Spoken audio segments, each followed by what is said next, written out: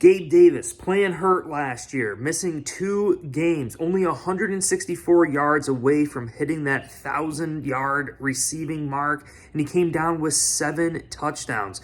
And even playing hurt throughout the season last year, Gabe Davis going against the top cornerbacks in this league. We saw it, guys like Mike Tomlin and the Steelers double covering Diggs and putting their best cornerback on Gabe Davis, and he still actually produced. The real problem with Gabe Davis was his catch percentage, but those contested balls, catching the ball in traffic, 53% catch percentage, could definitely improve, but it's all really not too bad. We did see some crucial drops, but the Buffalo Bills have a ton of sleepers on this team heading into 2023. Brandon Beane is a dang genius. Welcome here to my channel, Bills News Consolidated. We're going to discuss all the sleepers on this team and hopefully should give us a little bit clear-headed mind going into this year's NFL draft and why I believe certain positions should be a priority for Bills Mafia. But talking about Josh Allen's receiving core, understanding the wide receivers on this team right now, we have a ton of sleepers on this team. Gabe Davis, Khalil Shakir, Deonte Hardy, Trent Sherfield. What is really going to ultimately happen with each and every single one of these wide receivers?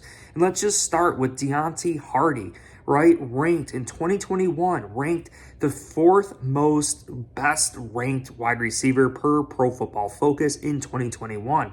And you couple that with the quarterback that he actually had. Jameson Winston, Trevor Siemian, Taysom Hill, right? They were rotating guys throughout that entire season. And he was the 4th highest rated wide receiver. And you see, okay, he comes to Buffalo with Josh Allen, hell of a lot better than Jameson Winston and all those other quarterbacks. Deonte Hardy has a real ability here to shine with Bills Mafia. The only concern with him is that he's been a little bit injury prone, but that somewhat happens with smaller players, faster skill set type players. He's only 5'6", but the explosiveness. And it's clear that Brandon Beane has sought after players to do more with their yards per catch.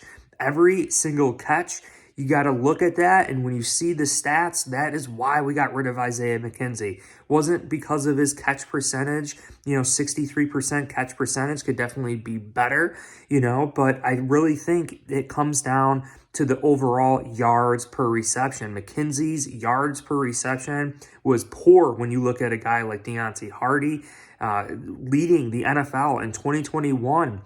5th overall in 2021 with the most yards per reception. That is dominant. And you look at a guy like Trent Sherfield, who's just been around a lot of top-notch competition and players to see how well it's been done. You go back to Larry Fitzgerald, DeAndre Hopkins, Christian Kirk, Brandon Ayuk, Deebo Samuel. He's seen a lot, but really hasn't had a lot of experience, not a lot of game starts, and statistically really hasn't done as well as a guy like Gabe Davis.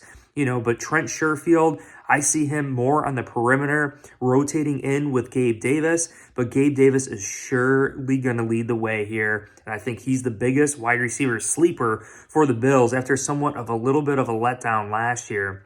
But again, he played hurt. And then Khalil Shakir, the rookie from last year, going to be rotating in that slot with Deonte Hardy. I think on a matchup basis, and we could see Khalil Shakir still go on the outside too, but I really see him in the slot. When you take a look at all the film study from 2021, that's where Khalil Shakir was. I think that's kind of the home that they see Khalil Shakir at, is that slot position.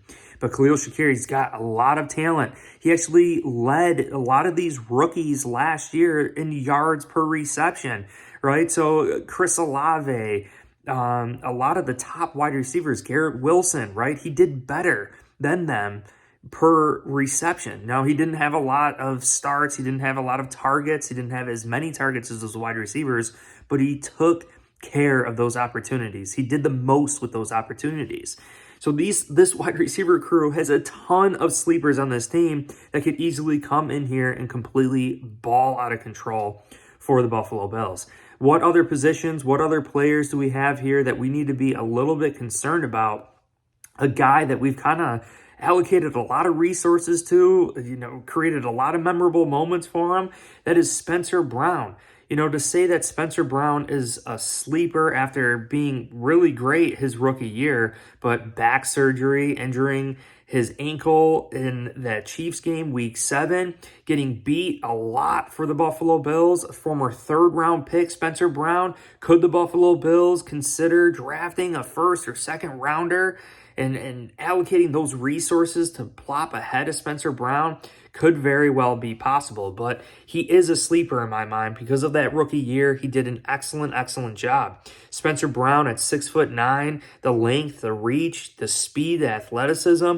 Spencer Brown could really still be a starting right tackle for the Buffalo Bills in 2023. And even if we draft a first-round tackle, Spencer Brown could easily come out and win that competition. Now, other sleepers, we got to take a look. Linebacker, right? That is a glaring hole on this team. I think it's clear that linebacker, Terrell Bernard, Balen Spector, Terrell Dotson, right? We got to take a look in each and every single one of these guys and see what is going on. The problem here is that Balen Spector and Terrell Bernard have probably the least amount of experience in playing time. You look at a guy like Gabe Davis, right? How much we trust Gabe Davis. Breaking Jerry Rice's record in the playoffs, right? Trusting Gabe Davis, the toe drag swag on the sidelines, and multiple playoff experiences. Spencer Brown being there, right? A lot of playoff experiences and getting those memorable moments. And then you have a guy like Terrell Bernard, right? He's seen the field a little bit, played some special teams, came in when Bills were comfortably ahead. But they have a huge ability here to step up in Sean McDermott's scheme. The first time he's calling plays, this defense caters to the middle linebacker position. That's why Tremaine Edmonds led this defense in total tackles. We got to create more plays with those tackles, force fumbles, right? Batted balls, sacks, everything. This middle linebacker could easily win Defensive Rookie of the Year, win NFL MVP of the year. Guys, I'm telling you, defensive NFL MVP, I'm telling you, these players have a huge opportunity at hand.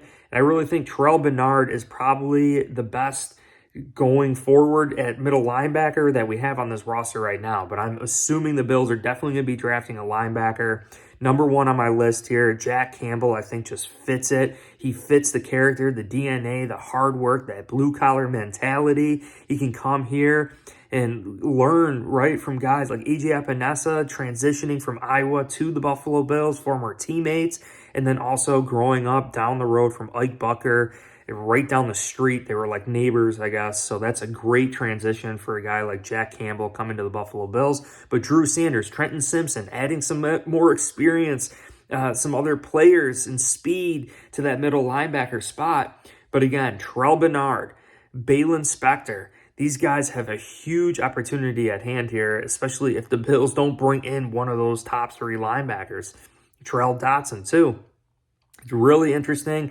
You know, other cornerbacks that we have on this team, you know, Kaiir Elam, I really think is a sleeper for the Bills.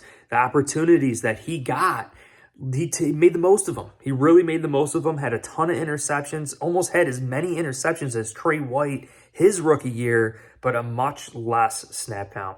But if you guys enjoyed this video, I definitely appreciate it. If you guys smash that freaking like button for Bills Mafia, this NFL draft is right around the corner. Make sure you're subscribed. A lot of new content coming your way, guys. Appreciate every single one of you. Go Bills. Peace.